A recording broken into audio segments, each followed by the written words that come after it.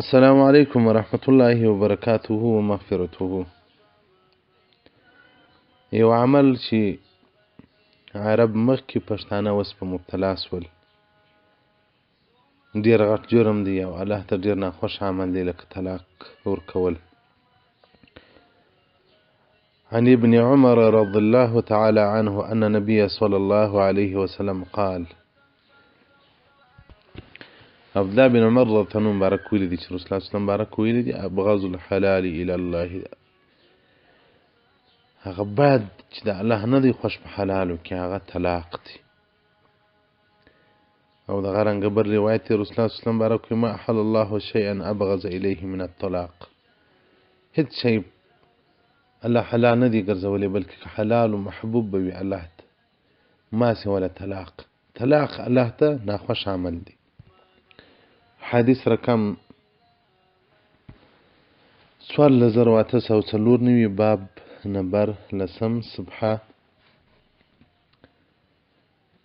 558 جلد نمبر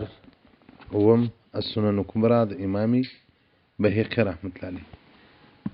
نو محترمینو، طلاق هغه عمل دی چې الله په ناراضه کیږي، د الله رسول په ناراضه کیږي او په موږ کې عادت ګرځېدلی دی. دا طلاق چې ورکول کیږي په څو صورتو کې، یا به یو ښځه ډېره خرابه وي خلک به طلاق ورکوي د مجبوریت په خاطر باندې. په هغه کې لا فقهای کرام وایي ګزاره دې ورسره وکړي، د ښځې سره دې ګزاره وکړي، طلاق دې نه ورکوي. همدا چې اوس پښتانه طلاق ورکوي، دا بل ځای رشد وي بیا طلاق ورکوي ښځې ته. دا ظالم دې ته نه ګوري چې د دې ښځې ژوند ما ور خراب کړي، ځکه عادت تر ښځې دا دی چې له یوه خاوند سره دا خوشحاله وي، په ډېرو خاوندانو ښځه نه راضي کېږي. یو خاوند د دې مقصد د ژوند وي، دی نه دی لکه نارینه چې هر څو معینې ورکوي یې بس کېږي. نو ښځه په دغه طلاق سره رنګبدي سي، د دې عزت او د دې شان ته نقص ورسېږي. د دومره عظیم وزر او دومره عظیم جرم دی چې بیخي عظیم جرم دی. د دې ښځې ژوند یې ور برباد کړي. هر سړی دې ښځه غواړي چې تر اوسه یې له چا سره واده نه وي کړی، او هره ښځه خوارکۍ دا نه غواړي چې زه د خاوند غواړم چې هغې به له چا سره واده نه وي کړی، ځکه ډېر خوندې موږ وینو کونډې سي نور مړونه به وکړي، یا کونډې سي نور مړونه وکړي. دغه غرور، تکبر، عجب، مستی، دغه فرعونیت دا په نارینه کې پروت دی. الله جل جلاله ته به بیا ورسو حساب ورسره وکړو.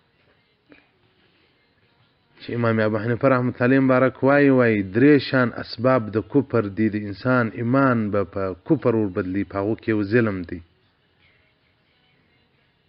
دا څومره عظیم ظلم دی چې یو ښځه ستا سره وي، الله وایي ښه ګزاره ورسره وکړه، د فرعونیت و د ظلم و ګزاره مه ورسره کوه، هغه ستا تر لاس لاندې ده. رسول الله صلی الله علیه وسلم وایي خیر په تاسو کې هغه څوک دی چې خیر په اهل کې وي. رسول الله صلی الله علیه وسلم وایي ما ته راقرب هغه څوک دی چې خیر په اهل کې وي. نو دغه طلاق په پښتنو کې بیا خصوصا په دا سعودي کې چې کوم پښتانه دي، دوی د عربو سره ژوند کړی دی، بس دوی د عربو چمونه شروع کړي دي. وایي چرمښکۍ له مار سره غځېدله، پر ما باندې غوټه پرې سوه، کارګه د زرکې چمونه کول، باره خپل چم هم ځینیر سو. دا زموږ کارګان څه کوي چې د زرکانو چمونه کوي؟ عرب ځان ته دي، هغو سره به الله خپل حساب وکړي. هغه هم ښه کار نه کوي، هغه هم بد کار کوي. د الله رسول یوازې عربو ته نه دی راغلی، بلکې عجم او عربو ټول ته راغلی دی. معصومې ښځې برای رنګ وربد کړي، ژوند یې ور خراب کړي. د الله له عذاره څخه څنګه نه بیریږي، د خدای څخه څنګه نه بیریږي. اشه نو که د دې ښځې ته نه یې خوښ، نو دا خو نسي کولی چې ولاړ سي بل ځای واده وکړي. نو ستا که دا نه خوښ، صبر ورباندې وکړه، صبر ورباندې وکړه. شیخ مبارک وایي واده وکړي ښځه یې د پیس په مرض باندې اخته وه ښځه یې ټول د پیس په مرض باندې د دې بدن نیول سوی د پیس د مریض څخه طبعا د انسان داسې خوند نه ورکوي نو دی مبارک وایي چې ماښام راغلی چې ویې لیدله چې دا په دې مریض اخته ده ما راسې فکر وواهه چې که هر څو دا ښځه ونازوي که هر څو ښه ورسره وکړي خو د دې په زړه کې به دا ورګرځي وایي زه خو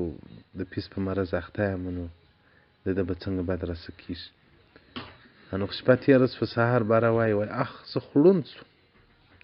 زه خو په سترګو ړوند څه در وس نه یې خبر وایي 20 کاله دې معاینې ورسره تېر کړو 20 کاله ده پر ړنده ځان اچولي وو له کڼه بې لګوله او ړوند نه و په حقیقت کې